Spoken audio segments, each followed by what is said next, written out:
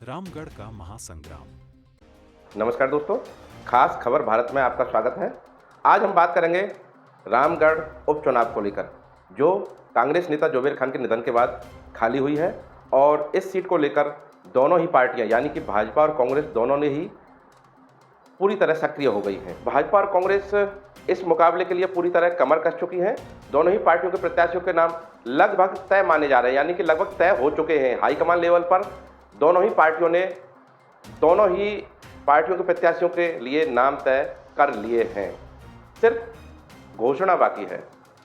दोनों ही पार्टियों के नेता यहां दौरा कर रहे हैं और जनता की नब्ज टटोल रहे हैं। और दूसरे खाने देखी जाए तो बागियों पर पूरी तरह नजर बनाए हुए हैं।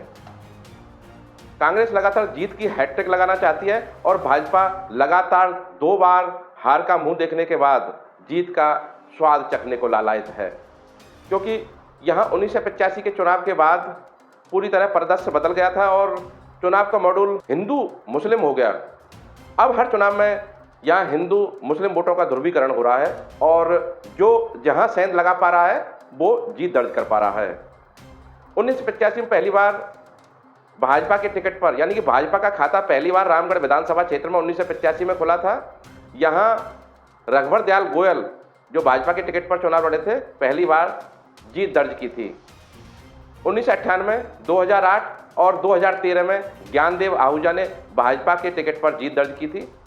पिछले चुनाव की बात करें तो हिंदू वोटों का 2 जगह विभाजन हुआ और कुछ हिंदू वोटों में सेंध लगाकर जोबेर खान चुनाव जीत गए थे। इस सीट के इतिहास पर नजर डालें तो यहाँ 1952 से अब तक 16 बार चुनाव हुए हैं और 12 बार कांग्रेस ने जीत दर्ज की है और 4 बार भाजपा जीती है। अब जोबेर खान के निधन के बाद ये सीट जो खाली हुई है, यहाँ सक्रियता नेताओं की पूरी तरह बढ़ गई है। दावेदार लगातार सामने आ रहे हैं, कुछ सोशल मीडिया पर सक्रिय हुए हैं और कुछ नेताओं के संपर्क में हैं। भाजपा से अब तक टिकट के लिए कई दावेदार सोशल मीडिया पर दावेदारी जता रहे हैं। इनमें सबसे पहले भाजपा के अलवर शहर से 2 बार विधायक रहे और बाहरी रिकॉर्ड मतों से जिन्होंने जीत दर्ज की थी, बनवारी लाल सिंघल सोशल मीडिया पर अपनी दावेदारी भाजपा से जता चुके हैं। उनके साथ ही सुमन चौधरी, रमन गुलाटी सहित कई नेता अपनी दावेदारी सोशल मीडिया के माध्यम से आला कमान को जता रहे हैं। लेकिन भाजपा भी, जो भाजपा का आला कमान है, भाजपा के नेता हैं प्रदेश स्तरीय, वो पूरी तरह धैर्य बनाए हुए हैं, क्योंकि इस बार प्रदेश में भाजपा की सरकार है और वह इस सीट को आसानी से खोना नहीं चाहती है। टिकट तो तय है कि सुखवंत सिंह को देना है या बनवारी लाल सिंघल को देना है या फिर ज्ञानदेव आहूजा की झोली में ये टिकट डालना है, क्योंकि जो आहूजा हैं वो 3 बार रामगढ़ विधानसभा क्षेत्र से चुनाव जीते हैं और वो हर बार यही कहते हैं कि मैंने कभी टिकट मांगा नहीं, ना ही मैंने कभी दावेदारी जताई है। मेरे को भाजपा ने टिकट दिया और उसी आधार पर मैं जनता के बीच में मजदूर नेता के रूप में जाकर मैंने चुनाव जीता है। लेकिन भाजपा टिकट के पत्ते जब खोलेगी, जब वह पूरी तरह निश्चिंत हो जाएगी कि ऐसा प्रत्याशी उतारे जिसके खिलाफ पार्टी का नेता ही सामने नहीं आए और बागी होकर चुनाव नहीं लड़े।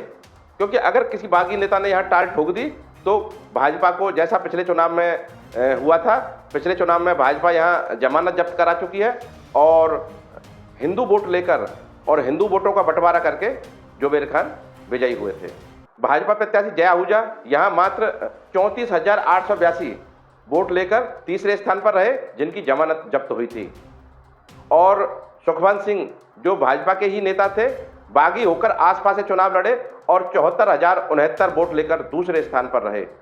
इसी कारण कि यहाँ बगावत ना हो पार्टी में, उसी को लेकर भाजपा के नेता कमल के फूल पर अपनी राय बनाने में जुटे हुए हैं, जिससे कि बागी सामने नहीं आए और हम आसानी से अपनी नैया पार लगा सकें।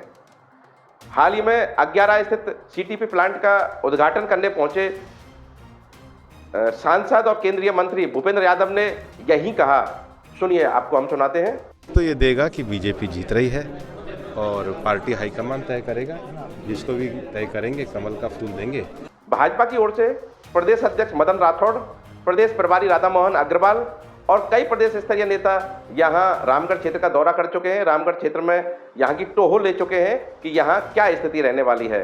वे यहाँ संपर्क अभियान के बहाने भाजपा का माहौल बनाने आए और कार्यकर्ताओं में जोश फूंकने के साथ पूरा फीडबैक लेकर गए हैं। अभी प्रदेश के सहकारिता मंत्री गौतम कुमार दत्त लगातार रामगढ़ क्षेत्र में सक्रिय हैं और लोगों की नब्ज टटोल रहे हैं, क्योंकि भाजपा भी डरी हुई है कि भाजपा सरकार रहते हुए फिर से हार का सामना नहीं करना पड़े, क्योंकि ये बड़ी विकट स्थिति होगी भाजपा के सामने। कांग्रेस ने भी चुनाव को लेकर तैयारी शुरू कर दी है। हालांकि कांग्रेस में भी टिकट के दावेदार कई सामने आने लगे हैं, लेकिन कांग्रेस के पास परिवारवाद के अलावा दूसरा कोई ऑप्शन दिखाई नहीं दे रहा है। जुबेर खान के निधन के बाद सहानुभूति की जो माहौल है, वो जो कांग्रेस है वो सहानुभूति का माहौल बनाकर अपनी नैया पार लगाने की जुगत में जुटी हुई है। उनका टिकट भी लगभग आर्यन खान के लिए लगभग तय माना जा रहा है। कांग्रेस नेता भी मान रहे हैं कि पार्टी को सहानुभूति की लहर का फायदा मिल सकता है। यहीं पूर्व विधायक राजेंद्र सिंह गंडूरा भी कह रहे हैं कि सहानुभूति से टिकट उन्हें मिल सकता है और सहानुभूति का फायदा चुनाव में वो ले सकते हैं। हालांकि राजेंद्र गंडूरा भी कांग्रेस से अपनी दावेदारी जता रहे हैं। परिवारवाद में जुबेर खान के परिवार में साफिया जी और उनके लड़के आयरन, छोटा या 2 लड़के हैं, कोई से मांगेंगे टिकट। अभी तो शुरू किया नहीं है, क्योंकि उनका तो अभी देहांत हुआ, तो चुनाव में टिकट मांगेंगे, परिवार तो मांगेगा ही मांगेगा जी। और एक तरह से सहानुभूति के कारण हो सकता है उनको टिकट मिले। आर्यन खान भी लोगों के बीच पहुंचकर अपनी सक्रियता बढ़ा रहे हैं, जिससे टिकट को लेकर दमदारी से दावेदारी की जा सके। वे जनता के सीधे संपर्क में आ रहे हैं और उनकी मां साफिया खान, जो कि 2018 में रामगढ़ विधानसभा क्षेत्र से कांग्रेस के टिकट पर चुनाव जीती थी, वो अभी चुनाव से बैकफुट पर है, क्योंकि उन्होंने अपने बेटे को आगे किया है। कांग्रेस नेताओं से भी ऐसे ही संकेत मिल रहे हैं कि साफिया खान टिकट नहीं मांगेंगी, वो अपने बेटे के लिए ही टिकट की दावेदारी जताएंगी। बहरहाल दोनों ही पार्टियों के लिए मुकाबला कड़ा है और दिलचस्प भी है, क्योंकि कांग्रेस के लिए राह आसान नहीं है, क्योंकि जुबेर खान की हर वर्ग में पैठ थी और वे 4थी बार चुनाव जीते थे। जबकि भाजपा के लिए भी मुकाबला कड़ा है, क्योंकि भाजपा यहां से आज़ादी के बाद मात्र 4 बार ही जीत दर्ज कर पाई है। अभी देखना है कि किस नेता के नाम की टिकट के लिए चौंकाने वाली लॉटरी खुलती है। पिछले चुनाव में भाजपा के जय आहूजा को टिकट देकर सभी को चौंका दिया था और बागियों ने जो नुकसान पहुंचाया वो भी भाजपा जानती है। यही हाल कांग्रेस के साथ भी हो सकता है, इसलिए दोनों ही पार्टियां फूंक फूंक कर कदम रख रही हैं। खास खबर भारत की रिपोर्ट।